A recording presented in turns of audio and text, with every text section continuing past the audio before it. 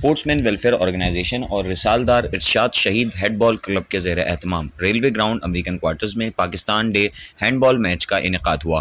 Match میں Rajput hand بال club نے رسالدار شہید ہینڈ بال کلب کو 6 کے مقابلے میں 11 گول سے شکست دی۔ راجپوت کلب کے کپتان انیب احمد نے اپنے جارحانہ کھیل کی بدولت اپنی ٹیم کو یوم پاکستان ہینڈ بال میچ کے ٹائٹل کا حقدار ٹھہرایا، جبکہ شاہد کمانڈو، حمزہ مجاہد، گلشیر اور اورنگزیب نے بھی بہترین کھیل کا مظاہرہ کیا۔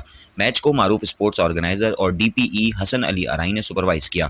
میچ کے آرگنائزر خلیق الزمان بابو دادا، فیضان علی راجپوت تھے، جبکہ وسیم خان، سلطان زئی اور سید محمد اسحاق شاہ کمیٹی میں شامل تھے۔ بعد ازاں تقریب تقسیم انعامات منعقد کی گئی، جس کے مہمان خصوصی سابقہ district sports officer Hyderabad مختوم Irshad Ali تھے، جبکہ چاچا غفران علی راجپوت، ڈی پی ای محمد رضوان، ڈی پی ای زاہد خان نے بطور مہمان اعزازی شرکت کی۔ آرگنائزنگ کمیٹی کی جانب سے مہمانان کو سندھ کی روایتی اجرک کے تحائف پیش کیے گئے اور دونوں ٹیموں کے کھلاڑیوں سے تعارف کروایا گیا۔